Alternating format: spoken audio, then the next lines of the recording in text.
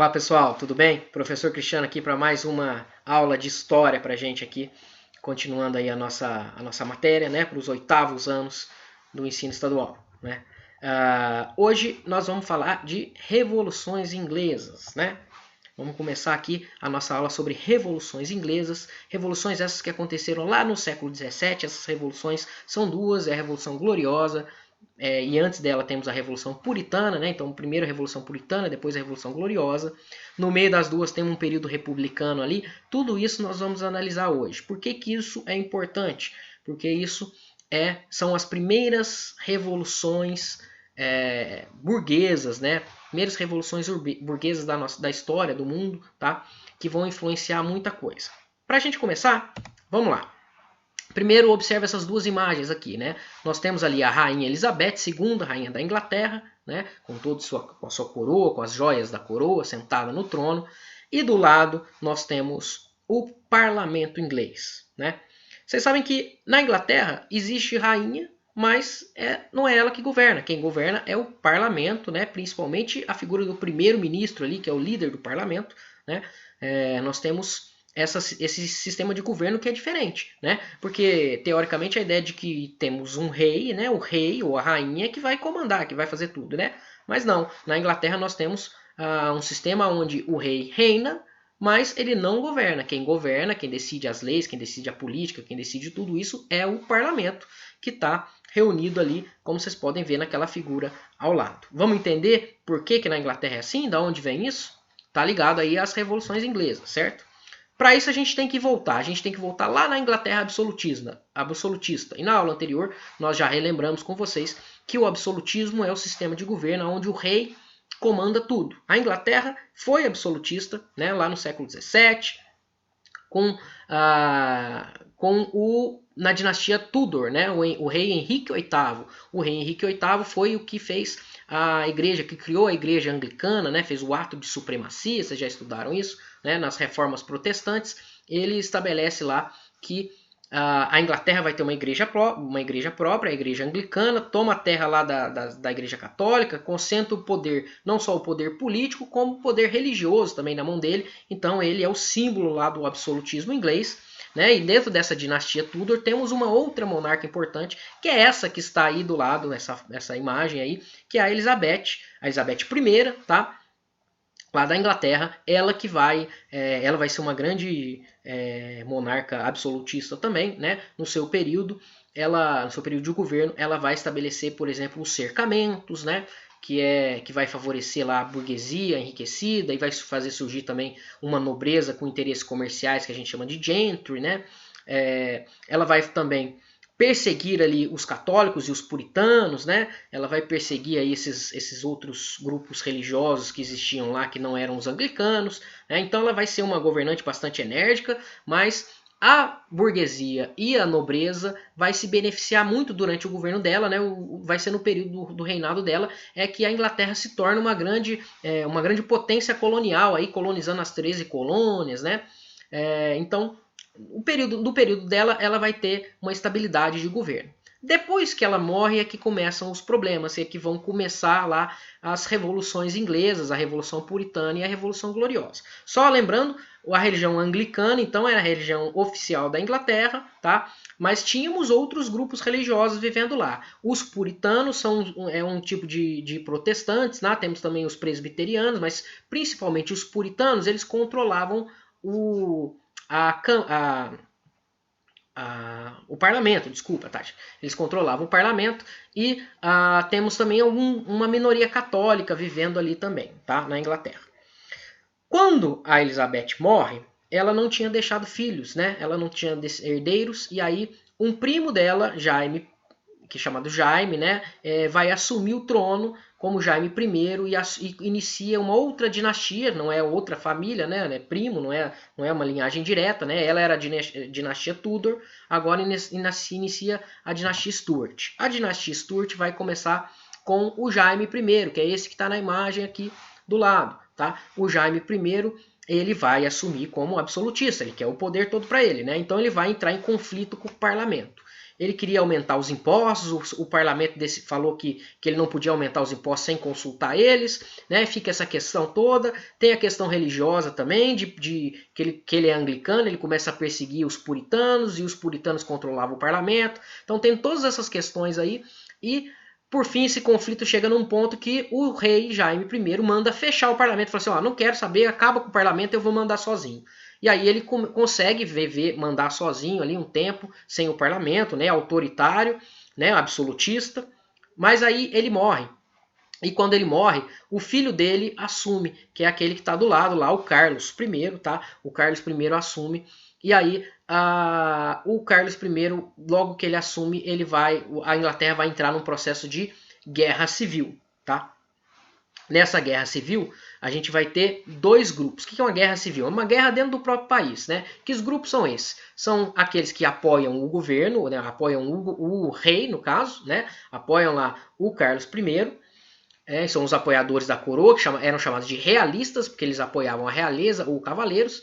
E do outro lado a gente vai ter o parlamento, né? Formado pelos puritanos lá, né? Liderado pelos puritanos, que vai entrar em conflito, tá? Com a monarquia. E aí nós temos então, nessa guerra civil, o parlamento ele era liderado por um cara chamado, um puritano, chamado Oliver Cromwell. E eles recebem o nome de cabeças redondas, porque eles não usavam aquelas perucas, né, que era moda na época, né? Os nobres usavam aquelas perucas todas. Como esses caras eram puritanos, muitos deles eram burgueses, eles não usavam essas perucas. E aí temos essa disputa entre os dois. Quem vence essa disputa vai ser o parlamento liderado pelo Cromwell, né? Ele vai estabelecer uma nova forma de militar, de organização militar ali, né, chamado de New Model Army, e aí ele consegue vencer. E quando ele vence essa guerra civil, ele manda cortar a cabeça do rei Carlos I, e aí pela primeira vez a Europa vai ter um rei que foi derrotado numa revolução e que teve a sua execução, foi decapitado. Isso foi conhecido como Revolução Puritana, é a primeira das revoluções inglesas. Tá? A Revolução Puritana, então, coloca fim à monarquia inglesa e quem entra no poder é o Oliver Cromwell. O Oliver Cromwell, esse cara aqui, ele assume o poder e ele instala um regime republicano. Ele acaba com a monarquia, acaba lá com a Câmara dos Lords, que era só os nobres e tal. Ele não, ele é ligado à burguesia, né? Ele é puritano de religião e ele acaba com esse sistema e ele decreta um ato muito importante que está aqui, ó, Ato de Navegação, em 1651. Essa lei determinava que todo produto que fosse comercializado com a Inglaterra, fosse ou vendido pela Inglaterra ou que a Inglaterra estivesse comprando, tinha que chegar lá com navios ingleses, né? E aí não podia chegar, por exemplo, um navio francês ou um navio de outra região levando um produto para ser comercializado na Inglaterra. Tinha que ser um navio inglês que ia fazer essa negociação.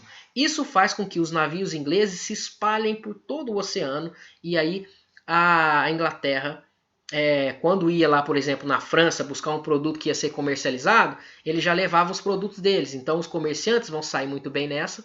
E a Inglaterra vai se tornar a principal potência marítima da Europa. Ela vai navegar ali como ninguém, né, nos mares ali próximo da Europa, no Atlântico aqui, né? Ela vai controlar a navegação graças a esse ato que foi feito no período da República do Oliver Cromwell, esse cara que está aqui do lado. Né? Então, isso é importante, anotem aí. Ato de Navegação 1651 estabelece torna a Inglaterra a principal potência comercial e marítima da Europa. Tá? Com o passar do tempo, esse cara aqui ele começa a ficar autoritário, né? Ele dissolve o parlamento também, né? Ele começa a estabelecer uma ditadura ali e o parlamento fica meio chateado com ele, né? Mas aí até que ele morre em 1658, o filho dele assume, o filho dele Ricardo Cromwell, mas o Ricardo não tinha o carisma, não tinha tanto poder assim quanto o seu pai tinha, e ele é logo tirado do poder, não consegue se manter no governo, ele é tirado do governo, e aí o parlamento assume de novo. E aí quando o parlamento assume de novo, ele fala assim, vamos restabelecer a monarquia, não deu certo esse negócio de república, vamos fazer o negócio da monarquia de novo. E aí eles convidam o rei Carlos II, que era o filho do rei Carlos I, que tinha sido decapitado lá pelo Cromwell, fala assim, ó, Carlos, vem cá, volta aqui, vai ser rei de novo. E aí ele assume o trono. Só que quando ele assume o trono, O parlamento que chamou ele falou assim, ó, só que você vai assumir o trono e vai deixar a gente mandando, né? Então o Carlos II vai governar ali por 25 anos mais ou menos, mas ele tem o poder limitado pelo parlamento. Ele não vai ser um rei que manda em tudo, igual os outros anteriormente foram, tá? Mas aí ele morre. Quando ele morre, assume o seu irmão, que era o Jaime II, que além de tentar voltar à monarquia absolutista, ter todo o poder, tirar o parlamento de novo, ele tinha um outro problema, ele era católico. E lembre-se, o parlamento era puritano em sua maioria, né? Era a maioria protestante, principalmente os puritanos. E aí eles não vão aceitar muito bem, né? Um rei católico aí vai querer botar a religião dele como principal, né? Vai dar problema. E aí o Jaime II, então, quando retorna ao poder, né, assume a coroa, essa volta aí da dinastia Stuart, né, ele tenta fazer com que o catolicismo tivesse mais importância na Inglaterra e ele quer também ter o poder todo concentrado na mão dele sem a influência do parlamento. É claro que o parlamento não vai aceitar isso e aí nós temos a famosa Revolução Gloriosa, que foi o quê? O parlamento se reúne e fala assim, temos que tirar esse cara do poder, temos que tirar esse Jaime II do poder, vamos fazer um acordo com ele? Vamos. E aí eles falam assim, ó, a sua filha, Jaime II, que é a Maria Stuart, ela é casada com um príncipe holandês, né, chamado Guilherme de Orange. E aí, se você abrir mão da coroa em nome dela, a gente deixa passar a coroa para ela, né, desde que ela assuma assinando um documento aqui. Pode ser? E aí a gente não tem conflito, ninguém morre. Né? Então o que eles propõem? Eles propõem um acordo em que o rei ia sair do governo, ia entregar a corona para sua própria filha. Então, para o rei, beleza, continuo na família aqui da monarquia, minha filha que é a rainha agora, tudo certo. Só que aí eles colocam lá uma cláusula que tinha que assinar a Declaração dos Direitos, chamada também de Bill of Rights em inglês. Tá? O que a Bill of Rights definia? Que o rei ele não ia ter o poder absoluto. Os poderes dele estavam limitados pelo parlamento. Era o parlamento que ia decidir as leis, ele que decidia impostos, ele que decidia um monte de coisa. Né? Tem um documento lá escrito onde define isso, que o poder do rei está limitado. O rei Jaime II, não querendo arrumar muita confusão, ele aceita. A sua filha, então, né, e o seu marido, o Guilherme de Orange, assume. Então, os dois assumem. E aí o Guilherme de Orange assume como Guilherme III e ela é a Maria II.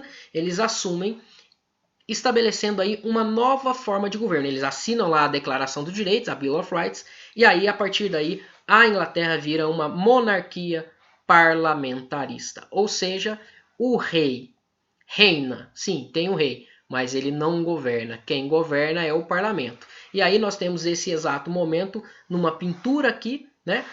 Aqui do lado, ó, onde vocês podem ver lá o Guilherme e a Maria Stuart, né? Os dois que assumiram o trono.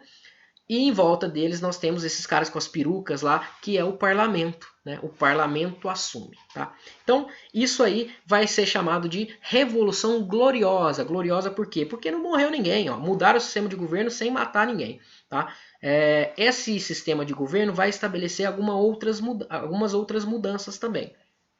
O que ele vai estabelecer? Ele vai estabelecer liberdade religiosa, vai parar aquelas perseguições por religião.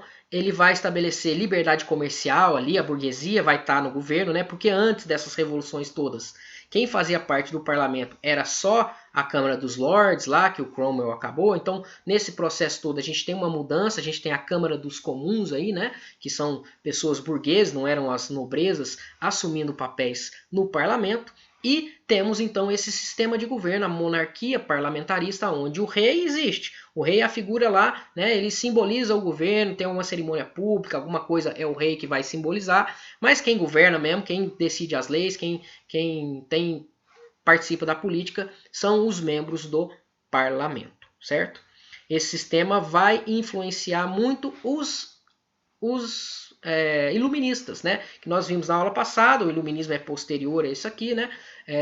Os iluministas vão se inspirar muito nisso aqui, e quando eles fazem lá na Revolução Francesa, inspirado pelos iluministas, fazem a Declaração dos Direitos do Homem e do Cidadão, lá em 1789, né? A gente tem essa inspiração nesse governo inglês, né? No chamado liberalismo inglês, que é esse sistema de governo aí da a monarquia parlamentarista, onde você tem liberdades ali para a população, não tem perseguição religiosa, né, e tem liberdade comercial, tal. E a Inglaterra se torna então a principal potência comercial aí, principal potência comercial e principal potência marítima da Europa, certo? Encerramos aqui a nossa aula. Espero que vocês tenham entendido. Um abraço e façam as atividades do PET que vai ser enviado para vocês, tá ok? Até mais. Tchau, tchau.